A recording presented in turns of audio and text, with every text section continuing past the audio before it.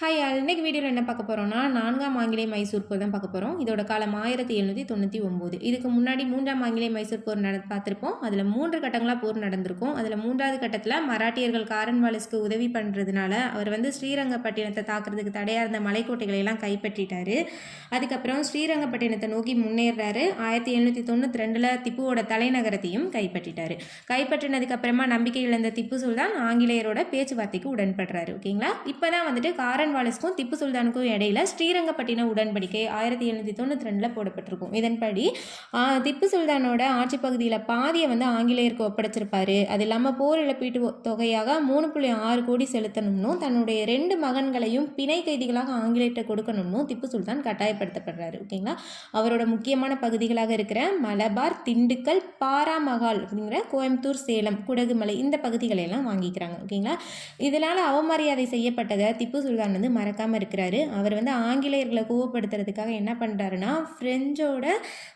French குடியரசோட கொடியை பறக்க விடுறாரு. பிரெஞ்சுக்காரங்க ஜாக்கோபியன் கழகத்தை நிறுவுறாங்க. அதுக்கப்புறம் அங்கே சுதந்திர மரம் ஒன்றும் நடப்படுது. ஓகேங்களா? அப்புறம் அவர் என்ன ஆங்கிலேயருக்கு எதிராக கூட்டணி அமைக்கிறதுக்காக அரேபியா, துருக்கி, ஆப்கானிஸ்தான், பிரெஞ்சு இந்த மாதிரி நாடுகளுக்கெல்லாம் தூதர்களாக அனுப்புகிறாரு. எகிப்தில் படையெடுத்துட்டு இருந்த நெப்போலியனோட நட்பு கடிதம் ஒன்றும் அனுப்புகிறாரு. ஓகேங்களா? அவர்கிட்டையும் ஹெல்ப் கேட்குறாரு. இப்போ என்ன ஆகுதுன்னா, போரின் போக்கு பார்த்தோம்னா 1799 வெல்லஸ்லி பிரபு திப்புவின் மீது போர் தொடுக்கிறாரு. இதனால் இன்னொன்று என்னென்னா, வெல்லஸ்லி பிரபு துணைப்படை திட்டத்தில் திப்புவை கையெழுத்திட வற்புறுத்தி இருப்பார். ஆனால் இவர் மறுத்திருப்பார். இதெல்லாம் சேர்ந்துட்டு வெல்லஸ்லி பிரபு போர் தொடுக்கிறாங்க. ஓகேங்களா?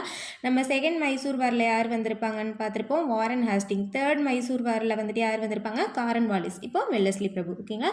இது குறுகிய காலத்தில் நடந்தாலும் ரொம்ப கடுமையாக நடக்குது.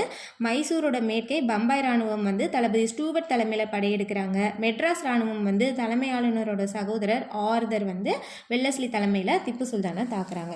இதில் திப்புவோட தலைநகரத்துக்கே திப்பு பின் வாங்குறாரு, ஸ்ரீரங்கப்பட்டினத்திற்கு. ஓகேங்களா? 1799 ஸ்ரீரங்கப்பட்டினம் கைப்பற்றப்பட்டுச்சு. திப்பு சுல்தான் வீர தீரமாக போரிட்டாலும் இறுதியில் கொல்லப்பட்டுட்டார். ஓகேங்களா? இப்போ மைசூர் மொத்தமும் ஆங்கிலேயருக்கு சரணடைஞ்சிச்சு. இப்போ என்ன ஆகுதுன்னு பார்த்தோம்னா, கனரா, வயநாடு, கோயம்புத்தூர், தாராபுரம் இந்த பகுதிகளை ஆங்கிலேயர்கள் இணைச்சிட்டாங்க. திப்பு இறந்த உடனே இதில் மென்ஷன் பண்ணியிருக்காங்க பாருங்க, இந்து உயர் குடும்பத்தை சேர்ந்த 3ஆம் கிருஷ்ணராஜ உடையார் மைசூர் அரியணை ஏறினார். இது ஒரு 5 வயசு சின்ன பையன். ஓகேங்களா? திப்புவோட குடும்பத்தினர் வேலூர் கோட்டைக்கு அனுப்பப்படுறாங்க. இந்த இதில் இதுக்கப்புறம் வேலூர் கழகம் நடந்திருக்கும்.